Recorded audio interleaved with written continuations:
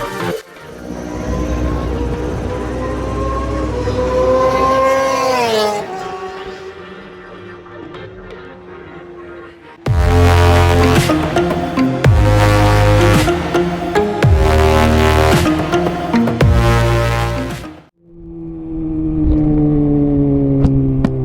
what is up guys? You know, anay nagbabalik.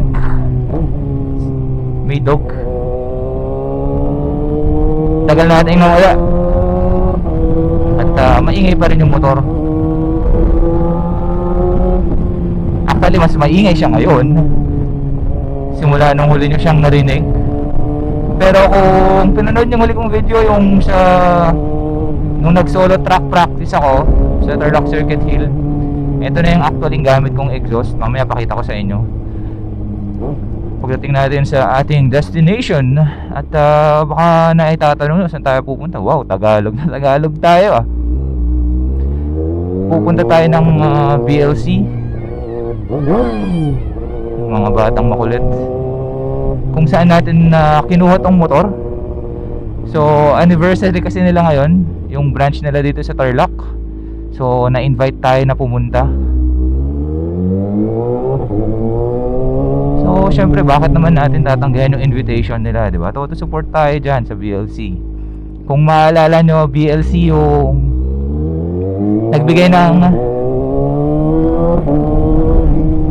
ng bike kay Idol Clyde Relativo, yung ZX-10R. So sila yung major sponsor ni Clyde. Tsaka friend ko din sa Facebook nangyari, si Sir VJ. Shout out Sir VJ. Napakabait na tao, promise. So tingnan natin kung anong ganap ngayon. May tambikes daw sila to celebrate their anniversary. So ayun, sabi ko vlog natin. Tagal ko nang di nag-vlog, di ba? Baka natatanong nyo din ba't matagal tayong hindi nag-vlog. Di po ako na aksidente, no? Sadyang may sakit tayo may sakit tayo ng katambaran. Yun, tinatamad lang. Sadyang tamad tayong mag-edit at mag-upload lately, lalo na wala namang activities kasi umuulan.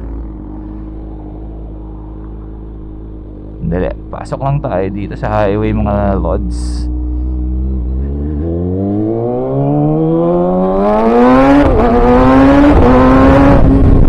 Sarap.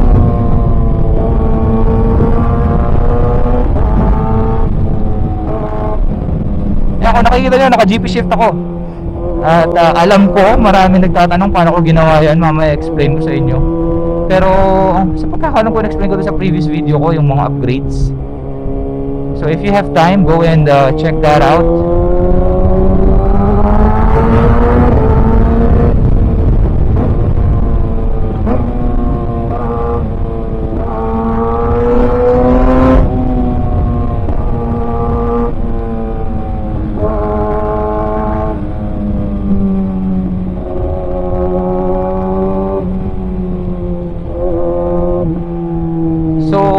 Tinamad lang tayo guys, tas lalo na wala masyadong activity.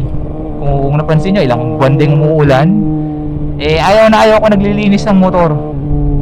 Alam nyo naman, major fan tayo ng mga vloggers na nakadisplay lang yung motor nila. Tulad nila, yan, nila Motomillion, nila Jarrett. So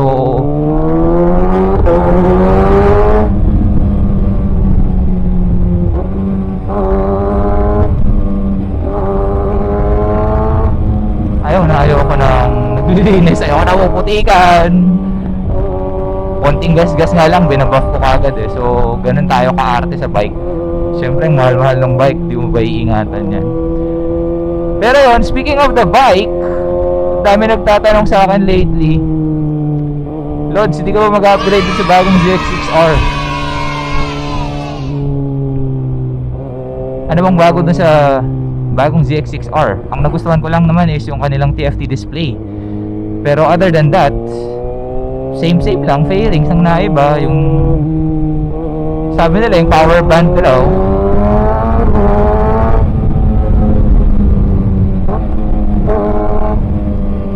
For me, okay naman tong ZX6R. At kung tutuusin, mas gusto ko pa yung top na ganito, yung basic. kitang kita ko kung anong speed ko, wala ko inaalala masyado.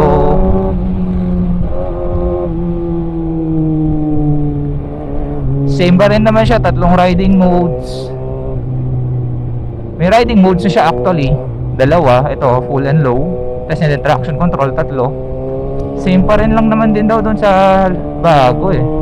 Ang naiba nga lang kung stock ang usapan no, yung kanyang tuning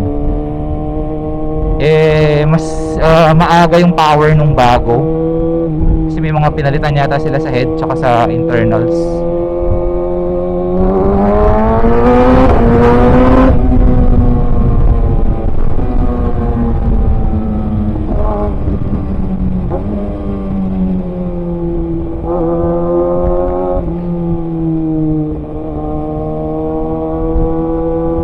Tsaka headlight yun. Pero hindi ako fan ng bagong itsura, promise. May mga angulo siya na hindi ko type. Pogi siya kapag sa kuha sa gilid tsaka sa harap. Pero yung pag pina-zoom in mo yung harap lang talagang literal, para siyang witch na nakasimangot. Alam niyo yung witch na matangos yung ilong. Ganun yung itsura niya eh. So hindi ako fan. Mas gusto ko tong lumang itsura niya, itong lumang look. Kaya hindi rin ako masyadong na-excite nung sinabi nilang may bagong ZX6R kasi parang hindi naman masyadong bago lahat. I mean yung frame, pareho lang yung frame.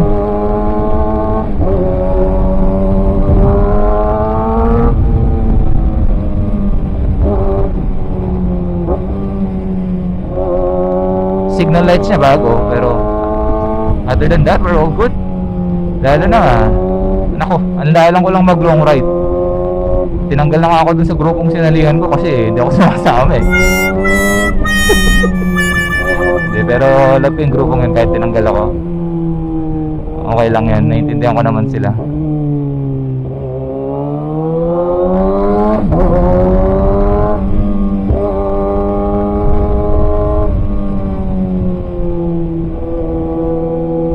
So yun, at wala akong masyadong ganap. Enjoyin nyo na lang yung sound nitong ating ZX6R. Medyo matraffic pa dito. Pagdating natin dun sa highway na maluwang-luwang, dun ko na i-record ha. So see you guys. Samahan nyo ako sa biyahe ko ngayon.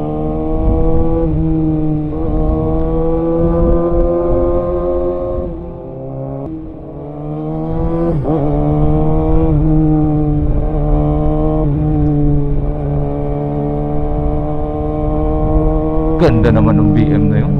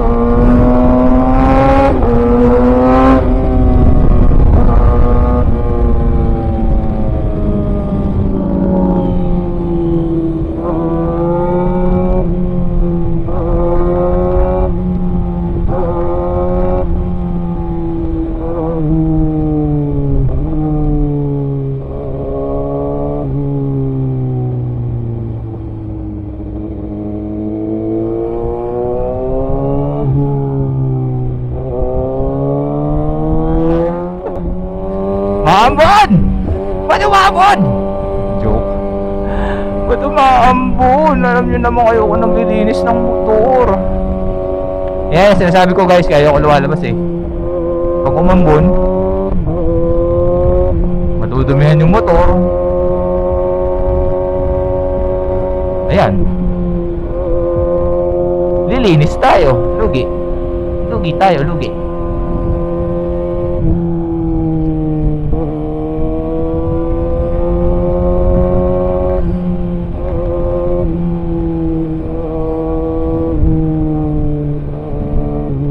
At sumasakit na ang ating likod. Kaya ayoko din nag-long ride.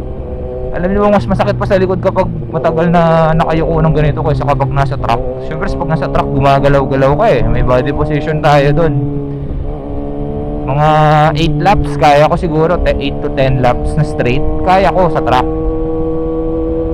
Tarlac Circuit Hill ba yan guys ha? Kung isipin nyo ang daming likudon, pakanan lahat. Eh yung diretsong sakay lang na ganito, as in ang sakit sa likod. So siguro kada 30 minutes stop over ako kapag long ride.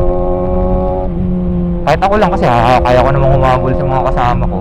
So you know the pain. Kaya kung bibili kayo ng sport bike, think twice, Lods.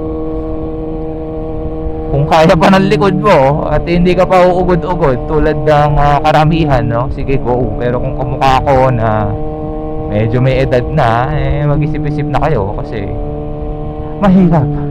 mahirap na kayo ko ng ilang minuto.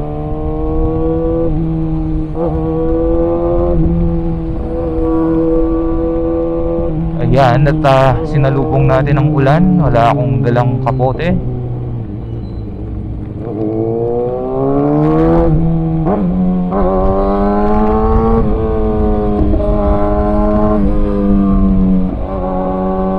Hindi naman siya ganun kalakas.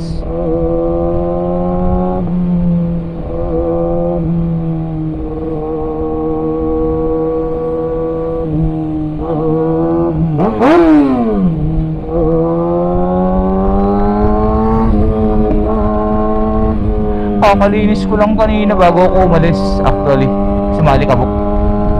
Ayan, madumi na naman siya. Ayaw talaga niya ng malinis.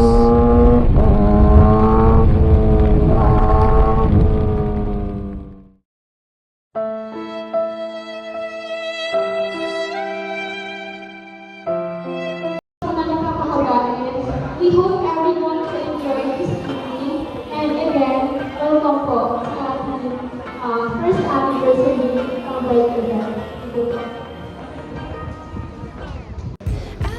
So yun guys, dun tayo sa BLC. Ayan, makita niyo yung mga dumating. Naka-off yung moto trainer nila. Kung naalala niyo yung huling leg ng PSBK sa Batangas, kasi pinahiram, alam ko pinahiram ni Sir BJ ng pyesa si Clyde para magamit niya yung 10R sa Sunday race. So nakapaklas pa yung 10R. So yan, so again, happy first anniversary BLC Kapas Tarlac. Yan. And nakakuha kami ng freezer sa akin. So update ako mamaya.